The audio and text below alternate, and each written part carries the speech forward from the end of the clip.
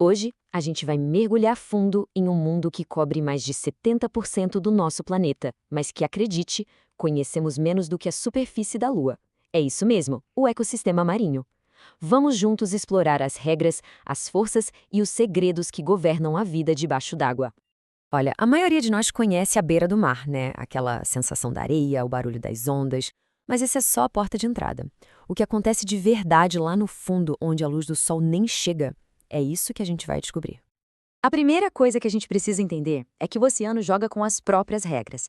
Aqui em terra firme, a vida luta por cada gota d'água.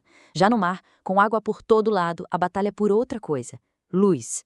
E enquanto aqui fora as temperaturas sobem e descem o tempo todo, o oceano funciona como um baita de um ar-condicionado para o planeta, mantendo tudo surpreendentemente estável.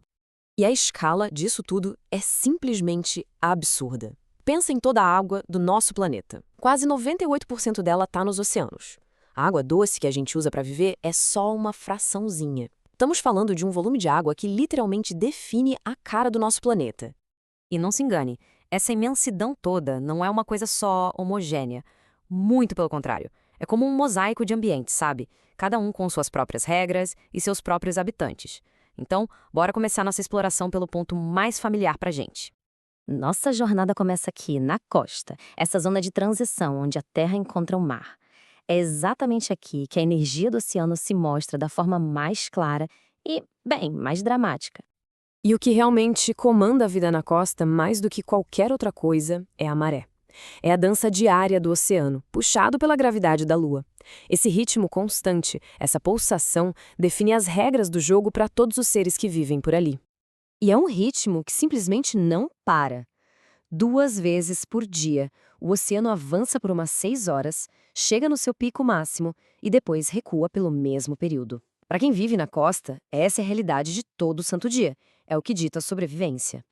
Agora, tenta imaginar a vida de um bicho que está fixo nesse lugar. No momento, ele está debaixo d'água, tranquilo. 6 horas depois, está completamente exposto ao sol, ao vento, lutando para não ressecar. E o tempo todo sendo bombardeado pela força das ondas. É um estresse sem fim. E claro, sobreviver ali exige estratégias bem diferentes dependendo do cenário. Nos costões rochosos, a vida se agarra com unhas e dentes, formando aquelas faixas de bichos que a gente vê, cada um adaptado a um nível. Já nas praias de areia, onde tudo se mexe o tempo todo, a solução é outra: se enterrar, buscar abrigo e um pouco de estabilidade debaixo da superfície. Ok, hora de deixar a costa para trás. Vamos mergulhar de verdade e explorar o oceano na sua dimensão vertical, descendo da luz do sol para a escuridão total. A superfície do oceano, banhada de luz, é onde a maior parte da vida que a gente conhece acontece. Mas isso, pessoal, é só a pontinha do iceberg. O que será que rola quando a luz some e a gente entra no maior habitat do nosso planeta? A vida, como a gente conhece, depende de fotossíntese, certo? No oceano, isso só rola na camada de cima, a chamada zona eufótica. É aqui que o fitoplâncton, que é a base de toda a cadeia alimentar marinha, transforma a luz do sol em energia. Essa é a grande usina de força do oceano. E esse é o limite, 200 metros. Abaixo disso, a luz do sol simplesmente não consegue mais passar. É a fronteira entre dois mundos completamente diferentes. E aí, a gente entra na zona afótica, a grande, enorme maioria do volume dos oceanos. Um mundo de escuridão que nunca acaba, pressão altíssima e temperaturas congelantes, onde as regras de sobrevivência são totalmente reescritas. Chegamos lá embaixo, no fundo. E olha, longe de ser um deserto plano e sem graça, o chão do oceano é um lugar de atividade geológica intensa. É um palco de criação e destruição em escala planetária. Bem no meio dos oceanos existe a maior cadeia de montanhas do mundo, a dorsal mesoceânica. É literalmente aqui que a Terra se rasga. O magma sobe, cria um novo assoalho oceânico e vai empurrando continentes inteiros, como a América do Sul e a África, afastando um do outro uns centímetros por ano. Ué, mas se a crosta está sempre sendo criada, o planeta não está inflando? Não, né? É que em outros lugares ela é destruída. Nas fossas oceânicas, a crosta que está mais antiga e fria mergulha de volta para o interior da Terra. É um processo de reciclagem constante. O oceano nasce e morre o tempo todo. E só para ter uma ideia da profundidade desses lugares, A Fossa das Marianas, que é o ponto mais fundo que a gente conhece no planeta, chega a mais ou menos 11.000 metros abaixo da superfície, uma profundidade que esmaga.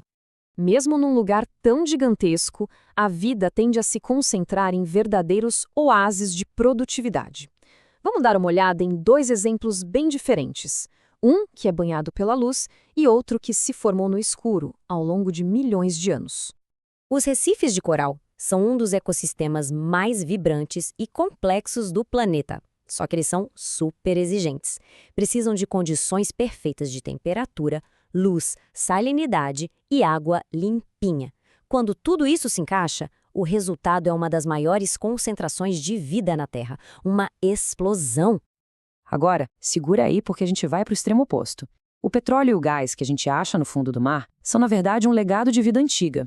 O processo todo começa com trilhões de micro-organismos que morrem e vão se depositando no fundo. No ambiente sem oxigênio, eles não se decompõem direito. Aí, soterrados por milhões de anos, a pressão e o calor vão literalmente cozinhando essa matéria orgânica e transformando tudo em energia fóssil.